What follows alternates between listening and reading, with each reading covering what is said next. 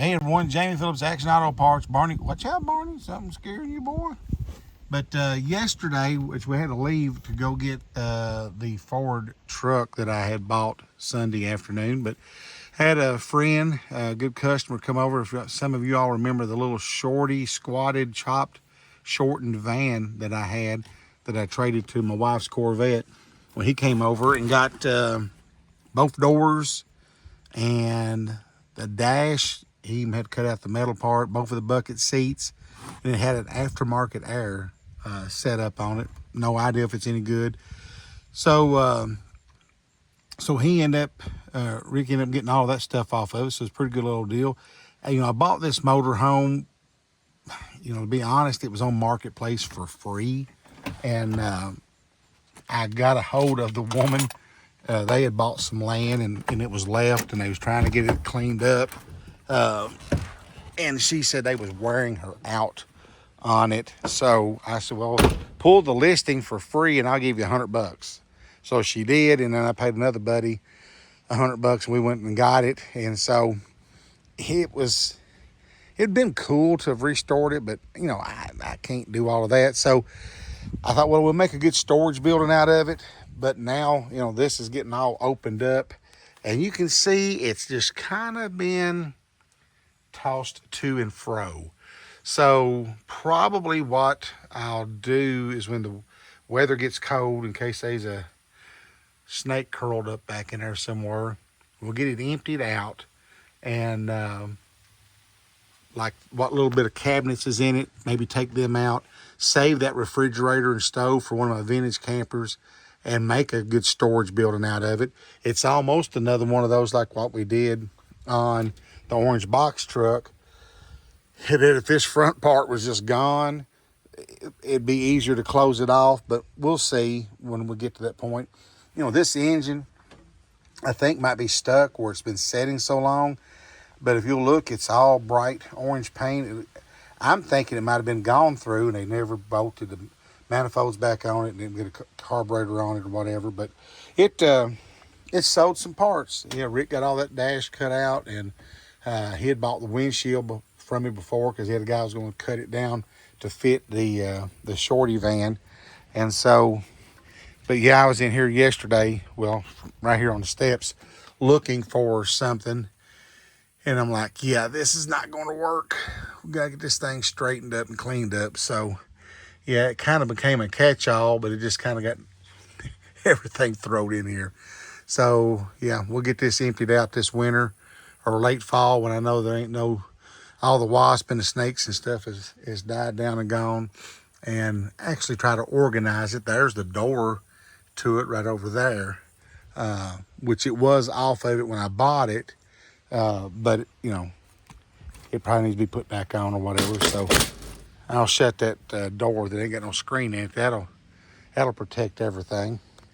But if somebody come along for whatever reason and needed a rear end, bada bing, bada boom, I'd sell it. I'd sell that aluminum rackage stuff up top, the ladder that goes up on it. I'd strip it down, back bumper and all that. Because like I said, all I'm going to use it for now is just a storage building. But I got to get this old fireplace mantle that came out of that double wide up the road that we tore down, slid back underneath of it, and get it cleaned up. It's kind of got a little messed up here and never was picked back up. So that all being said, I was thankful for that sale yesterday because that helped. I paid Quentin and still had monies left over when we went to get that Ford truck. So I'm going to get it listed here in a bit. I had a gentleman and his wife come over this morning to get a transmission out of a Ford truck. So I went to round up some stuff to put underneath of it. And when I pulled back up, he said, buddy, that's the same one that we had bought. It's got the wrong plug-ins or something. And I said, well, I understand. So they end up leaving, but real nice couple. And so, yeah, you can't always get a base hit every time. But he said, but at least I know where you're at. And you got a lot of Ford trucks, and that's what he likes messing with. Holy guacamole. But, yeah, I'm going to maybe wrap this one up. I may add something to it here in a bit because I'm going to get some more pictures and listings and stuff done today if I can, since kind of slow, but it has rained just enough today to make it aggravating getting in and out of the truck. But right now it's stopped, so I told Barney we need to kind of get a few things done before quitting time. But there you go. Life of a junkyard. So I had to hang around a little bit longer today to actually make any money.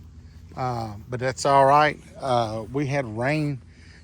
I wouldn't even call them rain showers, but enough rain to make it aggravating. And I had a couple high school men just left, and they bought the, well, one of them bought it. The other was his buddy. But they got that glove box and the second row seats. So that was pretty good. And then the guy come and picked up that pump for the cylinder for the convertible top on that 08 Spider. So the old sun is going down, and the young men left and bought the seats in the glove box, and another young man come and picked up that pump for the 08 Spider convertible. And Barney is tired. He's followed me around today. We got this truck on Marketplace listed and 2 more. And then all of a sudden, Marketplace went haywire. I mean, I kept trying to list this truck, and it kept saying retry it, and it said something about the price wasn't right, and it's the same numbers I use when I post something that I sell parts on. I put 111, So I went back and I changed it and turned my phone off, turned my phone on, logged out of Facebook, logged back in, and it's finally, I went back into it, and every one of my listings was gone. And I was about to freak out because I got close to 130 listings, and I didn't want to have to redo those. So it went a little bit, and then they started coming back on. But that one listing, it says it's in review, making sure I'm following the community guidelines and standards. But so I don't know. I guess I'll try to finish putting some more on tomorrow. I was kind of on a pretty good roll. The other part of my day that really didn't go too good, I've got I guess I thought of him as a friend, but he is so, and listen, before I say this, if you are, that's fine, but he is so far left. It does not matter who is on the other side. If they're not a Democrat, they're evil. And I kept saying, dude, look, if you want to talk to me, we can talk about the weather, old cars, anything. But please just stop talking about politics to me, because we're never, ever going to agree. And I would post something, maybe just for the humorous part of it on Facebook. I don't know if you all have seen the video of Tim Walls' wife making everybody turn the page. It's been all over TikTok and Facebook, and a lot of people picking at her over it. And I just made a comment about it. And he wanted to come back and start telling me that Reagan's staff wasn't going to support Trump, and I don't know. And I kept saying, dude, just let it go. And he said it before. He kept saying I was in a cult, that if you was a Trump supporter, you were in a cult. And I told him, I said, you better quit saying that. You're going to finally tick me off. Well, today he done that. And may the good Lord forgive me, because I lost my temper. And I went completely off on this guy.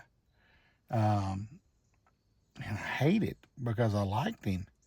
But I finally just blocked him, and his wife's a sweetheart. And I just blocked her page. That way he can't see anything. It was like, what's it going to matter? If he votes for Harris and I vote for Trump, all we done is killed each other's vote off. It's not the end of the world. But, man, he had me really riled up, I guess you could say. So that part's done.